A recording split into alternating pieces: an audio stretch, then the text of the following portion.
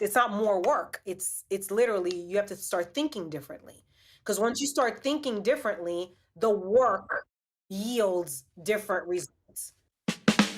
Law school taught you the law, but it didn't teach you this, how to connect. Be that one lawyer who shows up different, the one clients trust, the one they never forget. I'm Neal Goldstein, and this is That One Lawyer Podcast. Let's get started. Today's guest is a lawyer, author, coach, and speaker who redefined what it means to build a successful law practice. Kara Vaval didn't just grow a seven-figure personal injury law firm. She did it on her terms while raising a family and helping others build careers they don't need to escape from. She's the creator of the Laptop Lifestyle Lawyer brand, host of two powerful podcasts, and a guiding voice for lawyers who want more freedom, flexibility, and fulfillment. Kara, welcome to That One Lawyer Podcast.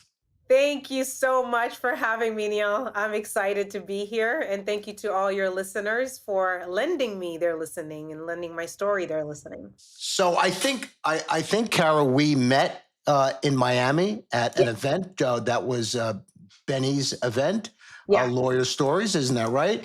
Correct. And I was, I was impressed by everything that you're able to do, and which we're going to get into that. It's when I see lawyers doing so many things, either in their law practice or helping the community or trying to coach or mentor, I'm just completely impressed by that. So before we get into all of that, would you share with my audience a little bit of your backstory? Wow. Okay. Yes. So, and thank you for what you do as well, Neal, because, you, first of all, for having me here, but also for what you do for lawyers, because we are the minds that share in the belief that, to whom much is given, much is required. And that's why we do what we do. And I recognize that in you, the servant leader heart. So kudos to you for that. Well, I started really my law firm actually, let me just backtrack. I sat for the Florida bar back in July of 2008 after graduating law school. I went to college in New York. I came down to South Florida for law school. And I was waiting for the bar results to come out. And I found out I passed a pregnancy test before I found out whether I had to pass the bar Wow. exam or not. So I Right. was like, whoa, okay. That was Right. not part of the plan. Right. But what happens is, when you have a baby, a new mom, like what happened to me anyway, is that wanting to be a lawyer really automatically took the back burner. It was like, I want to be a mom. I don't want to, drop my little nugget at the daycare center just to go work for an attorney. And back then, I was working as a first year associate with this securities litigation attorney who was just wanting to get all of the hours out of me that I didn't have because, I know you've never been pregnant, Neal, but I'm sure your audience has, a couple of them. And when you are pregnant, you are sleepy. You got to go to the bathroom all the time. You want to eat everything. And so the performance that he wanted out of me, I just didn't have it. And Right. so lo and behold, here I am. I have my son and I don't want to go back to work. I don't want to go back to work because I didn't have a good experience right out of the gate. And I was just like, damn, if this is what 7 years of studies led me to, like, is this it? And so I went home on maternity leave. My son was about 3 months old when at the time my husband was like, what are you going to do? Like, you got to go back to work. And I couldn't see myself doing it. And when my back's against the wall, I look up. And so this is what I did. I said, God, what am I supposed to do? And this woman walks up to me at a Target and offers me a facial with Mary Kay Cosmetics. So like that was God's answer. So I spend my time with her. She does a little facial and I asked her, how do you make your money? She was an architect by trade and she was doing this for money. And she shared the business with me. And by the time we were done, I paid $100 for my Mary Kay starter kit. And I always say that I bought my freedom for $100 because that starter kit is what kept me home with my son, even though I was a licensed attorney. I was selling lipstick and color cosmetics and all the things and literally driving my pink Cadillac to court. Right. And that's the business that funded my law firm. So when I started my law firm, off of that business model because Mary Kay is a direct sales, work from home type of thing. And I was like, well, if I could do it with the lipstick business, why can't I do it with my law, business? And so Right. I started doing it from my laptop and my phone, and I was making money.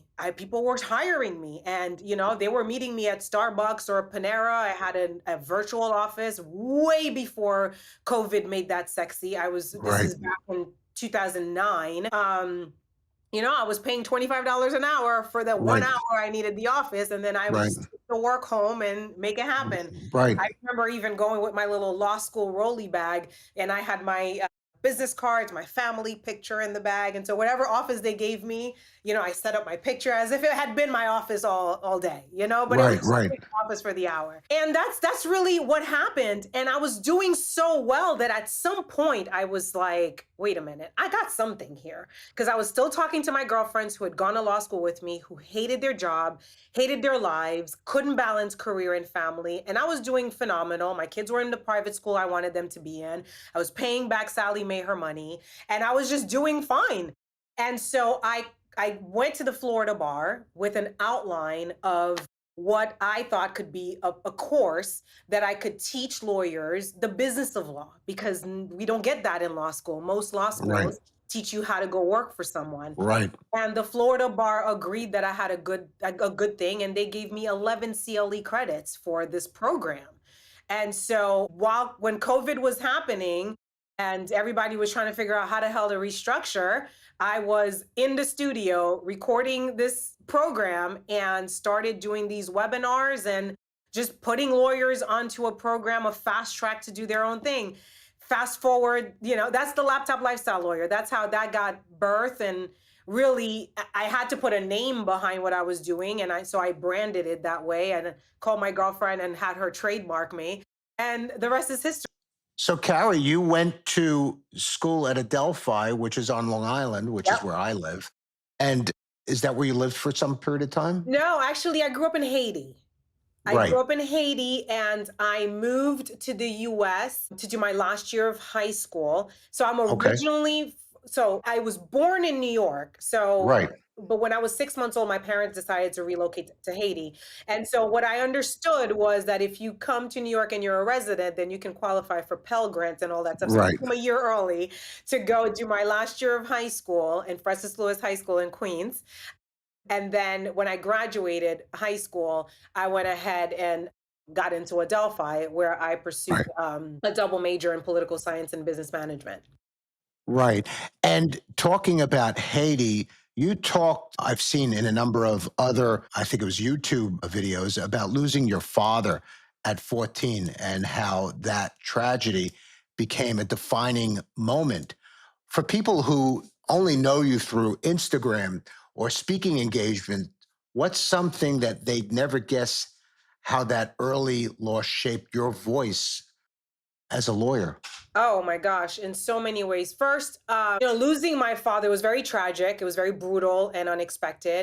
When your sense of identity gets completely shattered so early on, you really have two choices. It's either you go in the deep end, which is an option, or hold on to everything happens for a reason and I'll have to figure that reason out later. And that's what I had to do to just continue pressing on because it was very disorienting. And at 14, I'm just figuring out who I am, who I want to be. We're very impressionable. It's early teenage. And my father was my everything. I was a complete daddy's girl, and he was my hero and such a larger than life guy. And so I decided that no matter what I did, I was going to make him really proud. Right. And Right, so right. that was the first thing. It was just, I'm going to make him proud. So I'm going to make something incredible of myself. I don't know what that thing is, but I'll figure it out. And then, coupled with the fact that people would always say to me, you talk so much, you could probably be a really good lawyer. So I figured law would be a great way to honor his life, right? Becoming an attorney. No one in my life and my family had ever been a lawyer. But also the fact that every bit of evidence that they needed to convict his killers were there, and they did nothing. Being in a judicial system in a country that has such a broken judicial system where, just injustice is the norm, really had me just convicted with this idea that I needed to be a voice for the voiceless, be just be a stand for people.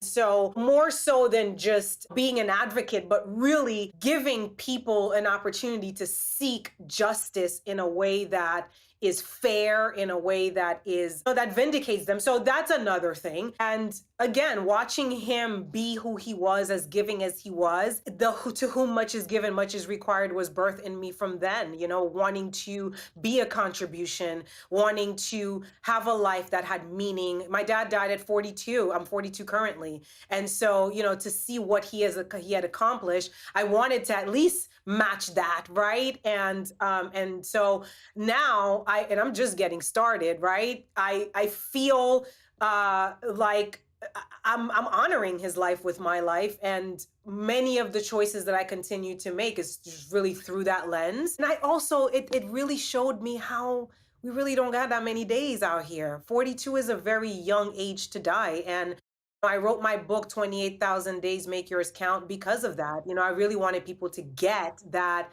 we're here on borrowed time. So how you build your life, which really is up to you, is something that you really want to put some thought into, because you might not be here tomorrow. So It's very well said. And I've often thought about the days that we have left and how we can make the most of it. And as you get older, you think about that a lot more for obvious reasons. So I'm assuming that the drive that initiated with your father's unfortunate situation, very hard to hear that, still drives you, correct? absolutely. Yeah, Absolutely. Making him proud drives me. Again, just the character, the human that he was continues to inspire me. Wanting to make a difference the way he made a difference in lives, continues to I just have I always say that to people. I only had 14 years with him, but he taught me lifetimes worth of values and principles and discipline. And I want my kids to see him through me. And so carrying that, I had to raise my brother. My brother was only 5 years old when my father was murdered. And so making sure that I pass that on to our next generation in our family is huge for me. And so I carry that, and I show up every day with that as a guiding light. And so yeah. and so what was the transition from SEC work to personal injury work, two very different opposite ends of the legal spectrum? Why PI? Well, first, SEC work was the job I was able to get out of law Right, school. Mind you, this right, was in 2008. I got this job. The job, I got it from a professor who did he taught a business law class at my school. I did my clinic with him my last semester, excuse me, in law school, and he right, offered me a job. And he offered me a job making just a little bit less than I was making in Manhattan as an right, executive assistant prior to going to law school. So I took a pay cut after right, graduating law school. Okay. right, Jolly. And so, so that's how I just got a job. And it was way sophisticated for me. I didn't know anything about stocks. I didn't understand any of what the stock market and how that NASDAQ situation worked. I didn't get it at all. And so I was extremely insecure about my craft. He wasn't easy on me, and so all of that really my early lawyer years were plagued with a bit of, what the hell am I doing? Like, I don't even right, know what I'm right, doing. And right, so when I started my practice, I actually started as an immigration attorney. right, So I was doing immigration work. When the earthquake hit Haiti and everybody was applying for TPS, I got a lot of work in my community that way. Right. And a lot of these immigration clients eventually turned into family law clients. For a long time, I was doing family work and immigration work until a friend of mine got into a car accident. And it Right. was literally after a final hearing on her divorce. And she just did not want me to refer her to another lawyer. And up until that point, every PI case I got, I had a guy. Like, I'll send you to this person. And Right. sometimes I got my 25%, sometimes I didn't. I didn't know what happened Right. to cases. I wasn't tracking. I really didn't care. Right.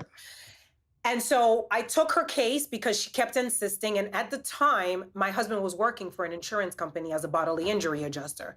So he was Yeah. like, if you need any kind of help, I can give you a little Right. guidance, you'll figure it out. Right. So it was a case against not the worst insurance company out here, United. And it Right. was her and her daughter on a 1020 policy.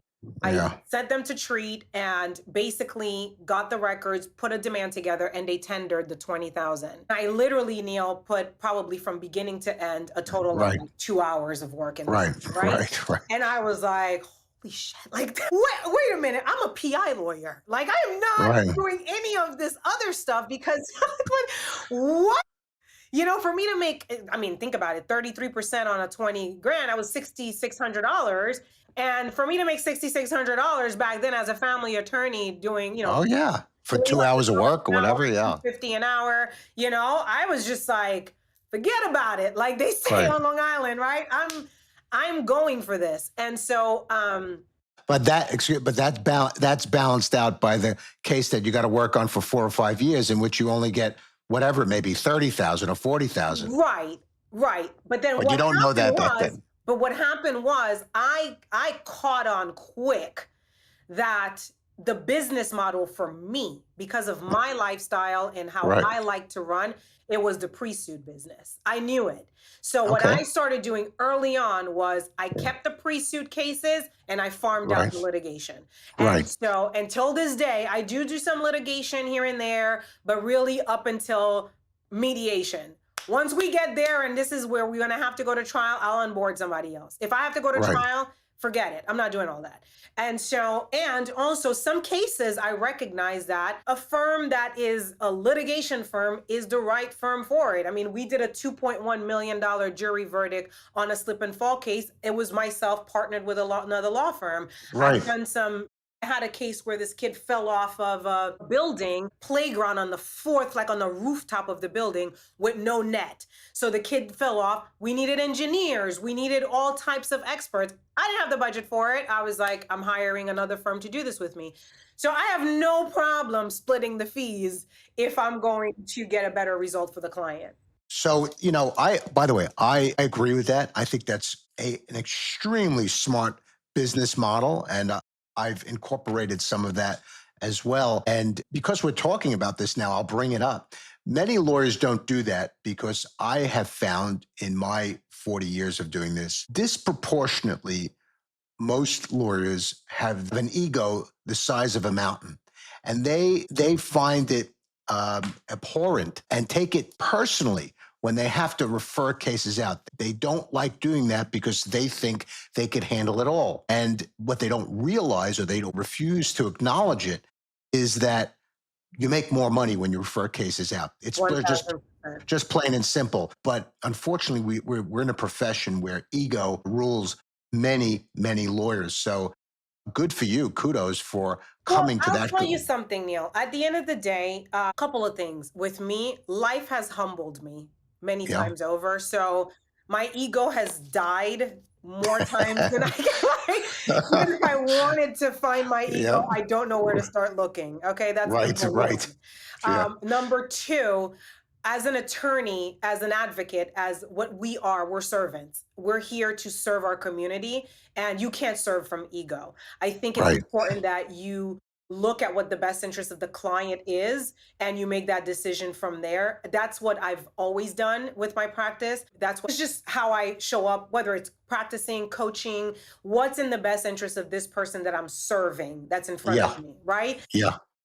And also, I think that early on, because I realized that my value and who I am is not attached to being a lawyer. I'm a lot of things. Being a lawyer is one of them. My ego's not, again, like that identity of I'm the lawyer and I have, like, I don't have that permeating me. And that's what's given me the freedom to be so many other Well, things right in front of everybody because we could say that, oh, it's an embarrassment to start a lipstick business as a licensed lawyer, right? But my community, like, some people did look down on me, but they're the same people who came to me, when I was teaching this stuff, like, how did you do right, this? I've been right. doing it, but it wasn't sexy back then. So I think that at the end of the day, you've got to realize that everybody's going to have an opinion of you one way or the other, and Sure, you sure. just got And to do then, what's right for you and for your client. well, again, kudos to you because most lawyers do not think that way. Most lawyers think that they can handle it all and they don't either want to take advice. And I'm talking more about older lawyers. Younger lawyers might be a bit different, but a different generation of lawyers just is way out of whack with their egos. It's okay to be confident. It's not okay to be conceited. Anyway, you've also talked about your book, 28,000 Days, which I absolutely love the title. It really gets somebody thinking, just the title alone. So tell me more and tell everybody else about the book, what the whole motivating factor, because in my book, my motivating factor was my kids. That's the truth. My two children. And then it kind of grew from there. What was your motivating factor and what is 28,000 days? When I was 31, so that's 11 years ago now, I started getting immersed in personal development materials such as Think and Grow Rich, The Science of Getting Rich, The Power of the Subconscious Mind. The Power of the Subconscious Mind just freaking blew my mind. Hmm. And as I was reading the Paradigm Shift video series of Bob Right, Proctor, as I right, was listening to this stuff, I became really present to the fact that we actually create our mind, like our lives, excuse me. We have control over our minds. I didn't know I had a subconscious mind back then. Like, I just was life was lifing and I was just trying to hold on for dear life, right?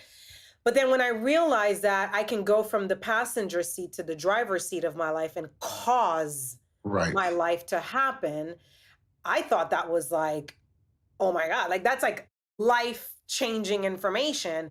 And mind you, I come from the most impoverished nation in the Western Hemisphere where this kind of information does not, you don't right, have Tony Robbins or any of these big right, right, gurus going and speaking in Creole, let alone and right, these folks. And so I really felt like I needed to put it in something. At first I was thinking of doing workshops, et cetera. And then as I put these content for workshops together, at some point it was a friend of mine who came and she was like, you have enough content here for a book. And right, so then I got to putting that together. And really, the entire premise of it is you are here on borrowed time.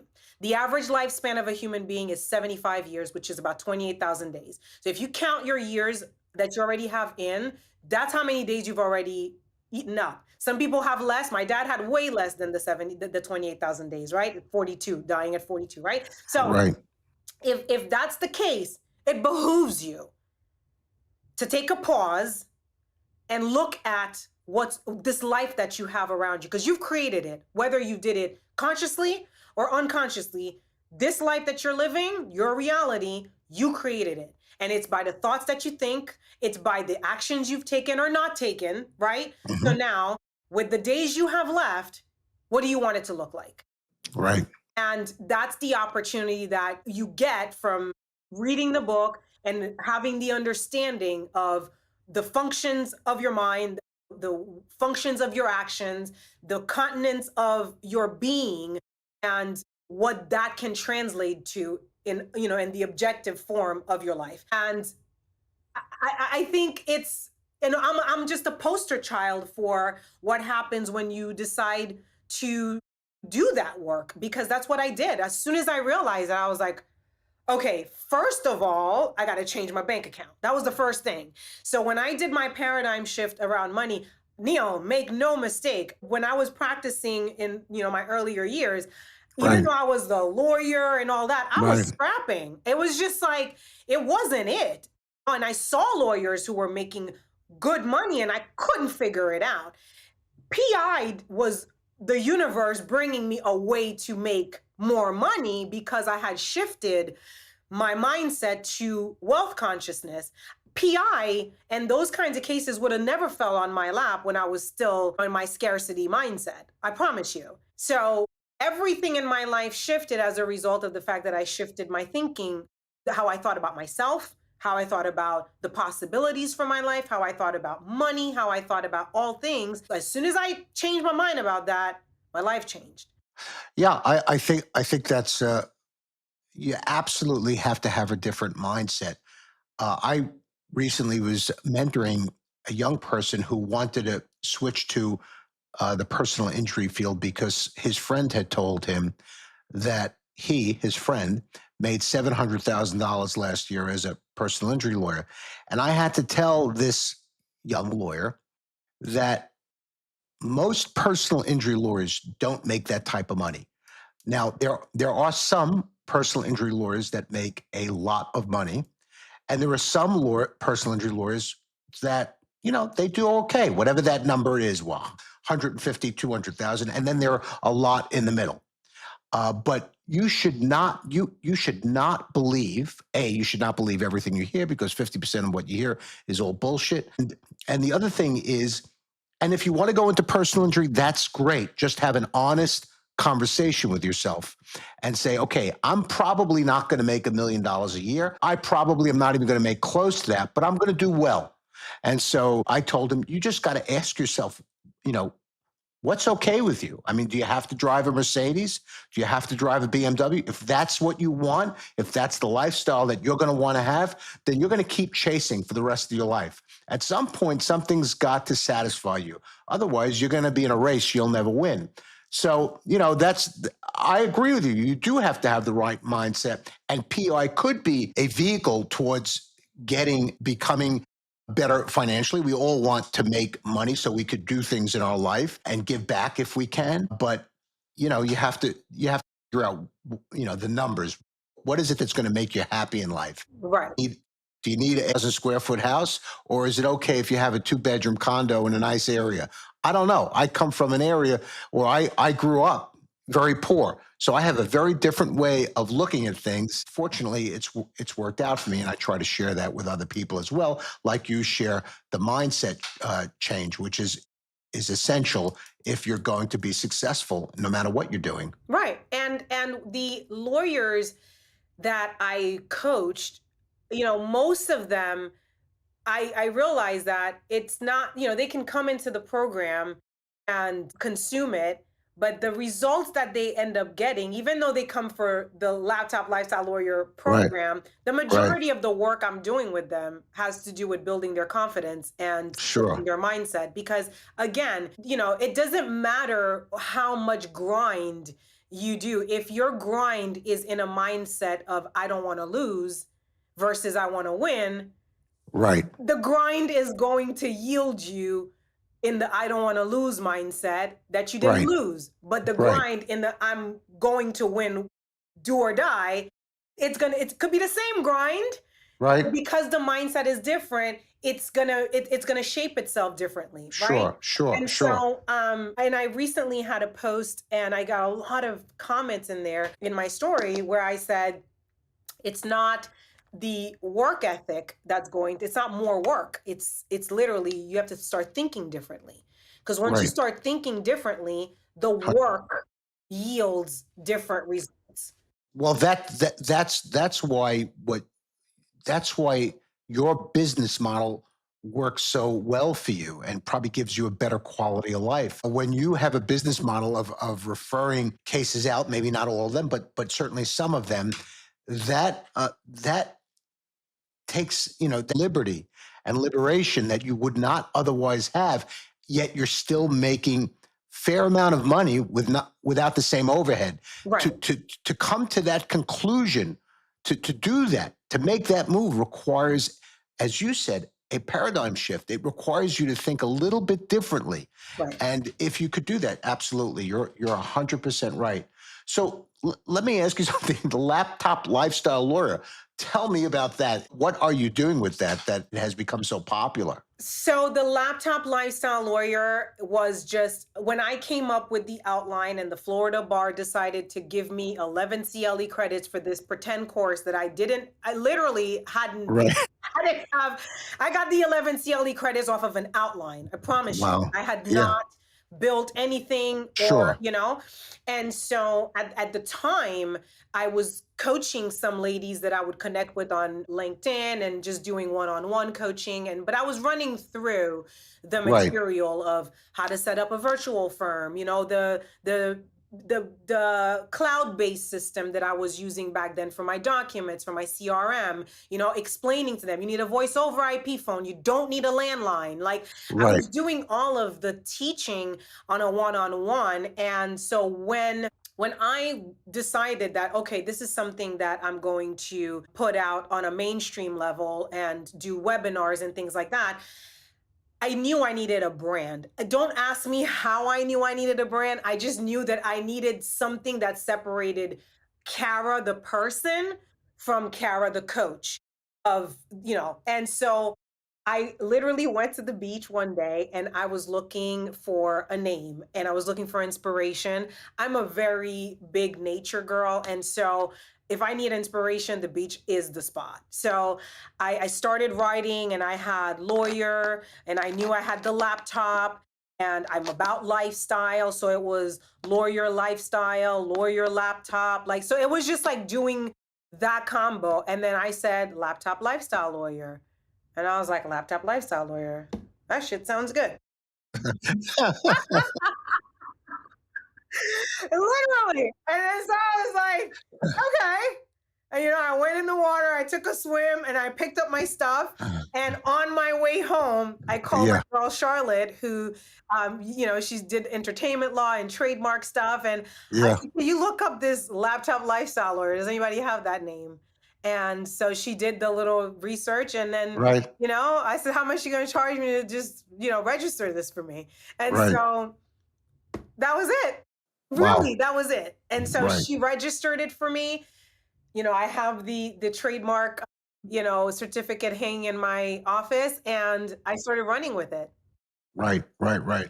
So what is it that you're teaching other people? What are you sharing with other people to make their lives improve through your program? So I'm teaching, and most of my clients are women lawyers. I Hmm. teach them how to start low overhead Hmm. virtual law firms that have high cash flow so that they can buy back their time and they can have the lifestyle that they want, be there for their kids, not miss the games, not miss the recitals, be able to be mom, have, if they want to go to private school, be able to afford that. If they want to have a chef at home, if they could be able to afford that, take care of themselves, prioritize their self care, prioritize going to the gym in the morning, being able to be on the tennis court whenever the hell they want, because that's me, just being able to leverage their law degree, convert their law degree into substantial cash without being tied to the office.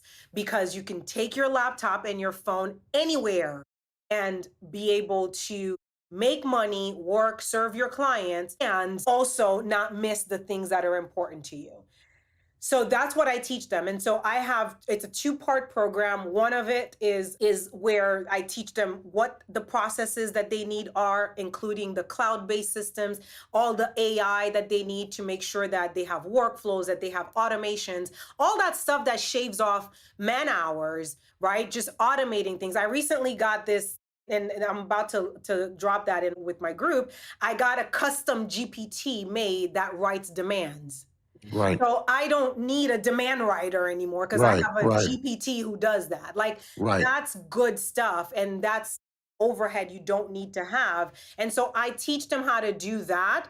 And then for the ones who really want to take it to the next level, I teach them how to do the pre-suit PI. So where, all the forms, all the letters I provided to them in Word format, all they got to do is scrub my letterhead and put their own.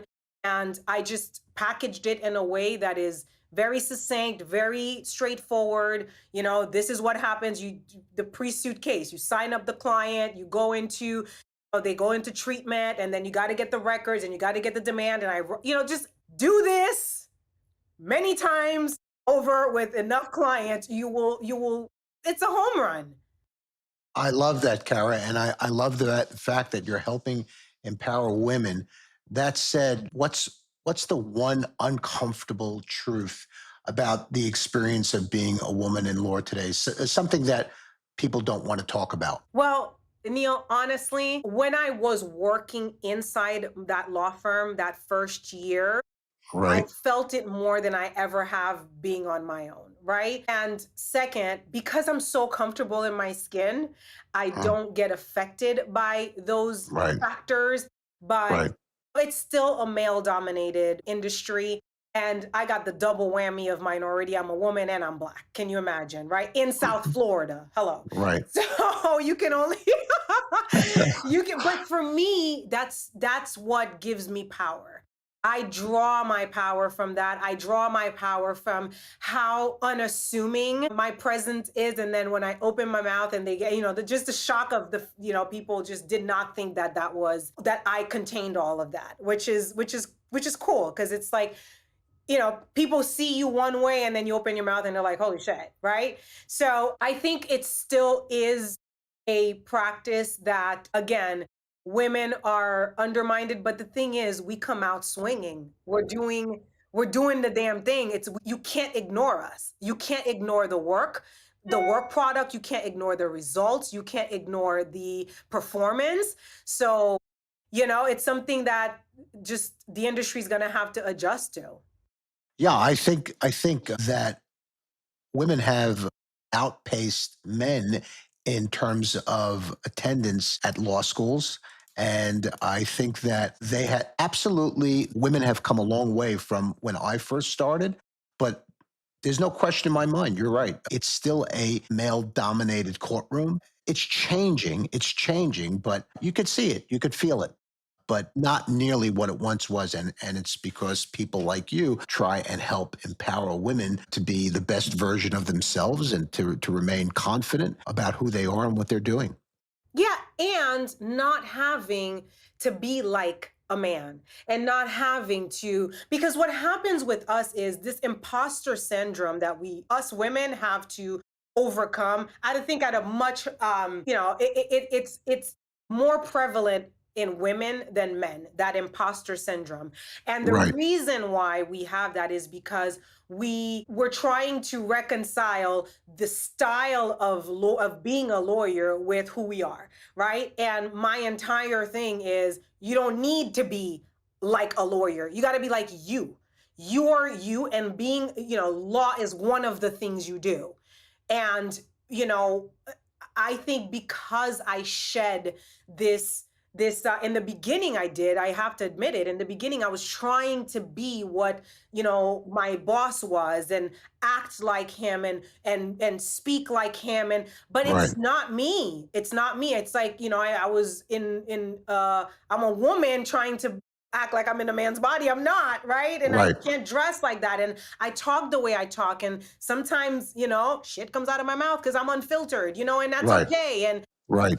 once I became so okay with who I am, which is what I help women do, then a lot of this stuff no longer weighs us. And we can just serve because we like serving. So we could serve our clients from a place of authenticity, from a place of what's in it for them, and be well compensated for it, and not have to, compete with Joe, Bob, or whatever. Because Joe, Bob are going to do it the way they do it, and they've got their way, and that's cool. I'm carving my own path, my own little corner of the market, and that's all I care about. So, Kara, you talk about authenticity, and that's what this podcast is really about. And so, how do you marry what is inevitably going to be part of our lives going forward? That's digital and AI. How do you marry that in your practice with authenticity? Well, I have AI do the grunt work that I don't want to do, but Right. I'm the one who's programming the AI. So the AI is always going to have my flair. on Hmm. it. So, let's just take my demand writer GPT, right? It's not like Hmm. it's writing it for me. I gave him a template of how I like to sound and so on. And so AI is there to, I think, collapse time, collapse steps that need to be taken. So I use my AI support in that way, right? In eliminating somebody having to assign tasks, for example. The tasks are automated because it's the same task on every case, it's the same pre-suit process. So those kinds of things I do. I have not used it. I know some people are using AI on their social media and they have an AI stand in their place. I have not done that. I continue to show up live right now, but that's really how I use it. I use it in the technical side of supporting my business and making my business run more efficiently, run faster, generate, for example, email marketing. That was something that we always like. I used to have to sit and write the emails. I don't need to do that anymore. I could have 7, 8, 10 emails written in a second, and then I can come and do my little twist on it. You Sure, know? sure. Do you think clients trust lawyer less now than they used to? I don't think so. I don't think so. I think that clients may think they know more, that they don't need the lawyers as much because they have access to more information. And I recently did a content day where I actually, I kind of threw a monkey wrench in that because I says you could Google all you want, but Google can only spit so many answers, but you still don't know how to apply it to you. You still need a lawyer to go ahead and synthesize this and give you direction based on your situation. So I don't think AI or any of these kinds of things are that much of a threat when it comes to what we have to offer. And especially if you are that real deal lawyer. My clients have always known don't put me on a pedestal. I'm no better than you. If you're a plumber, you're better than me at plumbing. I'm just the one with the law degree and I know how to do that just in case if I needed a plumber, I would have to come to you. So I make sure that they don't think I'm this almighty. I'm just a person like you who just happens to know how to do law and you don't. But you know Right. how to do things that I don't know how to do. And so Hmm. that's how I meet my clients. And Hmm. so I think the more we are like that, the more irreplaceable we are, and the more the client trusts us. And, Neal, I don't advertise. I've been doing this for 16 years and it's referrals. I just get clients send me, my clients are walking billboards. So what do you tell a young person, male or female? What do you tell them when they say they only have a limited budget? They're a young lawyer. They can't put all the money in that these top dog personal injury lawyers and other lawyers, which I'm sure you know who they are, that have these what I think are idiotic commercials in the morning Right. that don't make any sense, that just repeat what everyone else says. What do you tell the young lawyer to do if they want to try and build a practice? They want to get clients. What would you say to them if they had a limited budget? Okay. So the first thing I tell the lawyers who come and work with me, okay, the first exercise we do is we do an asset inventory. So the asset inventory is for them to really get clear and present on who they be, who are they in their community already, who are they in, if they have hobbies, they belong places, right? In my case, I happen to be Haitian. I have, I'm in South Florida. These were my assets. I was not going to try to compete in an environment that I didn't even have a foot in. You've got to know who you are, where you stand, and start there. Leverage there. Grassroots marketing is still alive and kicking and well. My original marketing, so was I paid $150 for 5,000 flyers. And it That's was great. literally, Great. and at the time, the ironic thing is, Yeah.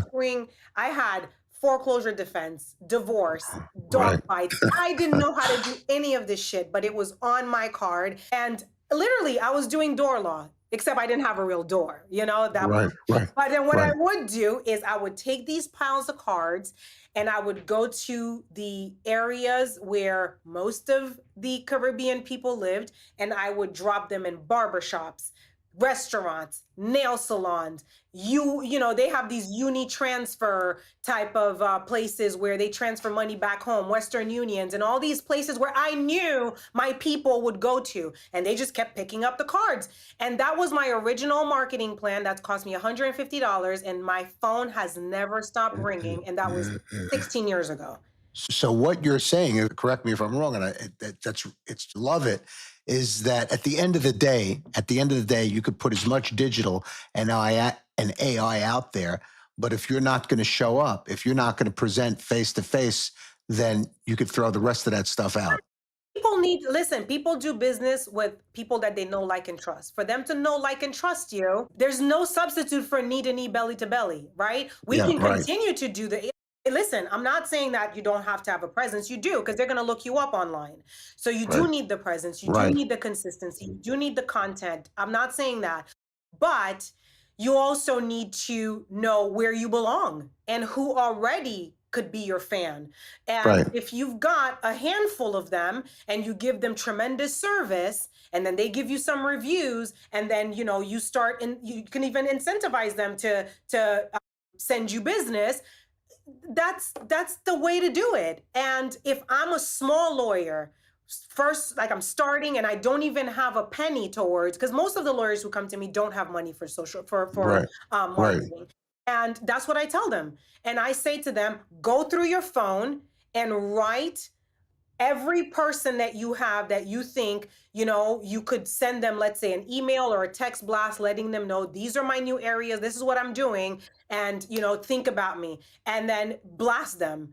I promise you'll get a case right, if you just go through your phone. And that could be your original email list as well. So right. all of these, it's like, what do you have right here, right there, where you are? Start there. And then, yeah, you'll eventually have a budget, but sometimes you don't need it. Leon, I don't do any advertising. I literally, look, I'm just showing you because this is my first. I just got into this course called the Pay Ads Playbook with this phenomenal girl, Ashley. She's amazing. And it's my first time literally understanding ads. And it's really for my courses. But this is now at 16 years into business that I'm contemplating running ads. Right, And right, right. I've been kept busy. Again, my kids have continually been in private school, paid by the law firm. The law firm has funded all of these things, the book, the programs. It's all my law firm is my ATM. I was in Europe with the kids. This time last year, I was at Wimbledon with my kids, and so all that on a law firm that I started with $500. Right, right. $500. That's it. That's how I started this firm. Well, I'm so impressed with everything that you've done. It's amazing. I could probably go a lot longer because you're definitely you have a tremendous amount of energy for sure, and you've changed the lives, I'm sure, of so many people. Most importantly, you gave yourself so many opportunities to have a better life, and I'm sure your family is very proud of you. So let me finish off with a couple of other questions that we ask everybody. If you could go back and speak to your younger self, knowing everything that you know today, what would you say? You had it all along. You had it all along. You knew it all along. You were that girl the whole time. All the times that I didn't believe in myself, had imposter syndrome, and got in my own way, thought that I wasn't good enough, and all this bullshit, all this noise that I had to overcome. I don't know what I'm doing. And, like, I knew what the hell I was doing the entire time. And I would give her a big high five and a big hug because we did it. We did it. That's And great. we're really just getting started. So it's like so cool. That's great. And the other question I have is, which I ask a lot of people, is there somebody that you've lost personally or professionally who you'd want one more conversation with? And if so, what would you say to them? Well, we talked about it. My dad, for sure. And I would say, look what I did. Look what I Mhm. did. I hope you're proud. I know you're proud. I know you're proud. And so that would be that conversation. Yeah. I'm sure he'd be very proud. How can people get in touch with you if they want to either take a course or they want to learn more about you or if they want to use your legal services? How do they connect with you? Just Whatever. Kara By what? Vaval. Yeah, Yeah. karavaval.com is my website. We're actually in the process. We're going to relaunch the next version of it today. So we're going to go Okay, live great. with an updated version. So you'll see all the things that I offer because I just added a whole bunch of stuff, a bunch of ways Great. that people can play with me. And if lawyers want me, they can find me there. And if you need legal services, you'll find a link there. You could find me on Instagram, Kara Vaval ESQ. On all platforms, I'm Kara Vaval ESQ, actually. And yeah, my law firm is Vaval Law. Love to do what I do, and just love to.